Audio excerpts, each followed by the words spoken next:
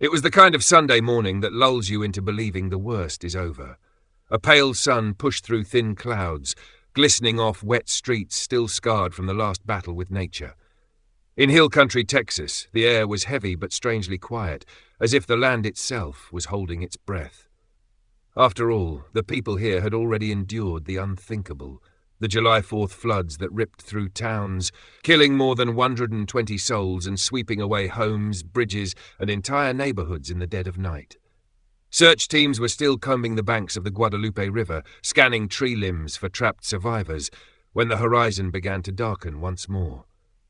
It started almost innocently, a slow gathering of clouds over north and central Texas, their edges tinged with a steel-grey warning.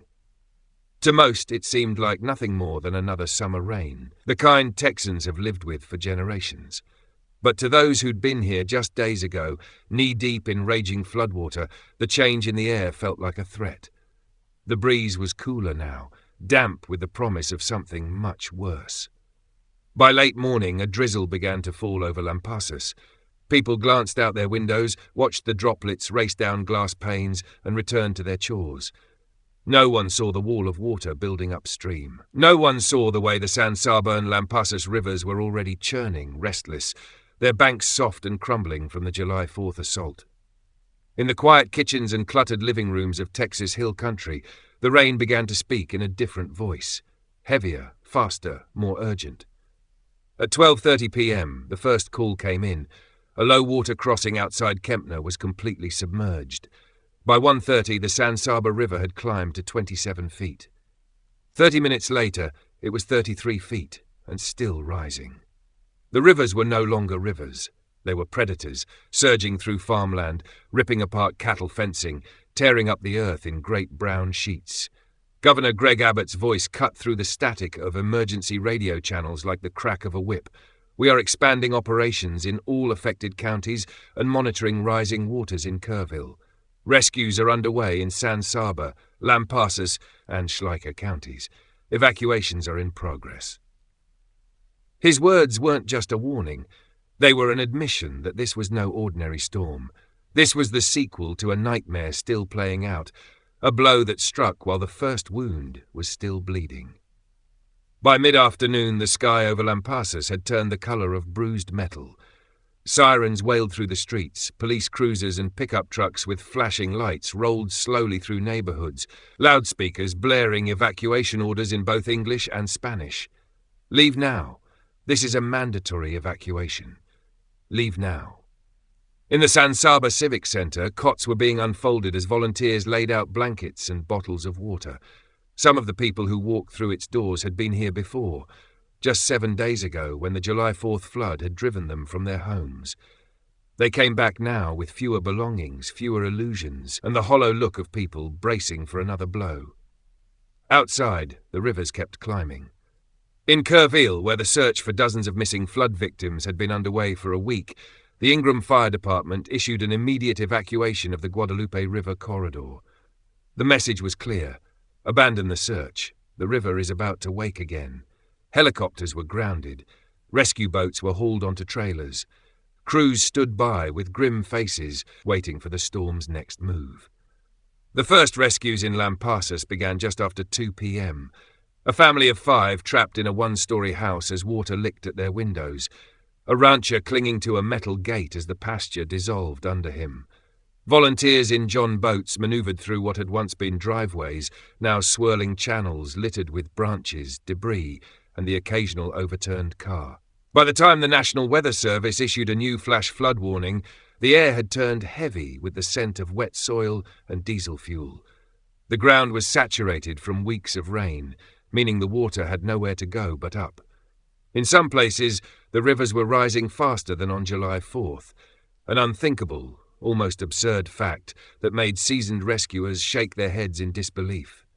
Inside one of the command posts, an emergency coordinator stared at the maps spread across the table. Red zones bled into orange, then yellow, marking the advance of the flood. "It's déjà vu," she muttered, "except this time we know exactly what's coming, and we still can't stop it." As night crept closer, the storm deepened. Sheets of rain slammed against tin roofs. The wind picked up, bending trees until they groaned. Somewhere in the darkness, a transformer exploded, plunging entire blocks into blackness. The sound of rushing water was everywhere, a low, relentless roar that seemed to swallow other noises whole. In one neighborhood, on the edge of Lampasas, a man stood on his porch, flashlight in hand, watching the water creep up his front steps.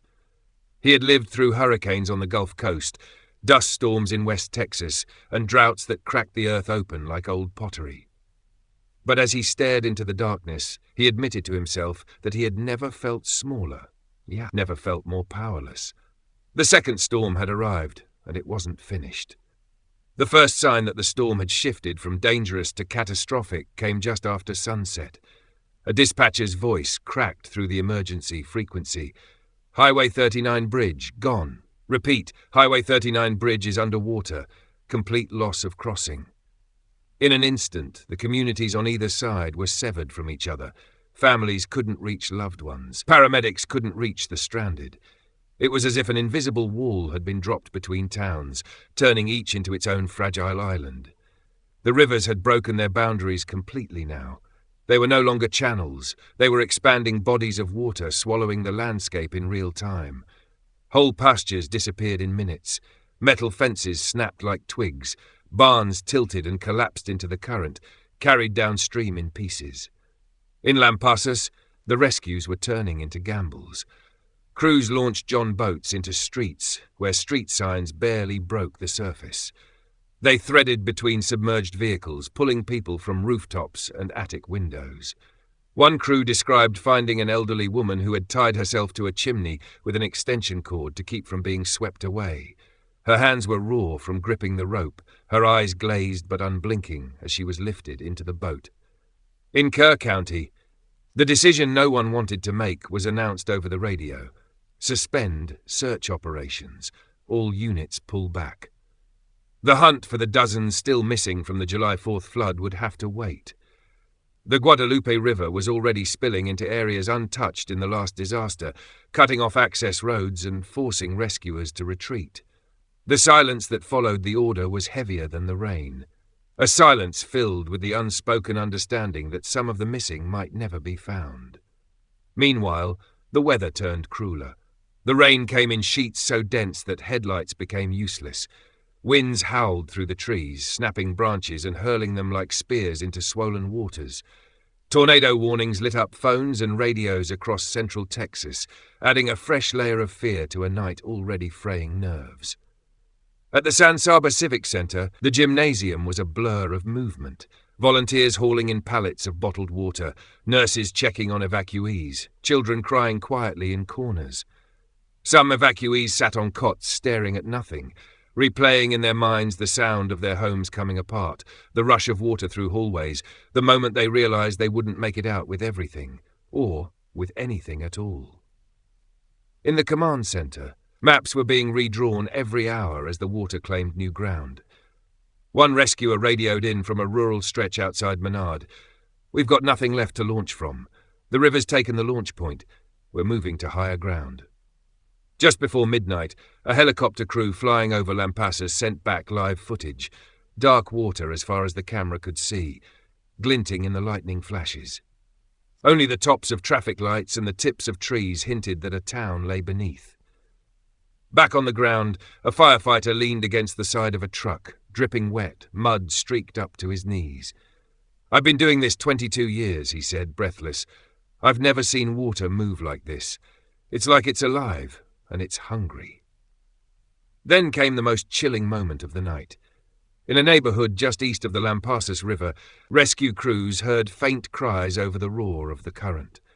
They found a family, 2 parents, 3 children, huddled in the second floor of a home, floodwaters already lapping at the windows. The father had been using a flashlight to send SOS signals toward the street. The moment the boat arrived, the back wall of the house gave way. The crew barely had time to pull the family aboard before the rest of the structure collapsed and vanished into the river. The flood wasn't just taking property, it was taking pieces of people's lives. The kitchen table where generations had shared meals, the photographs never scanned or copied, the little markers of a life lived in one place for decades. By the early hours of the morning, the rain had not stopped. Neither had the rescues. But it was becoming clear that no matter how many people were saved, the land itself was being lost. And somewhere in the darkness, miles upstream, the rivers kept rising,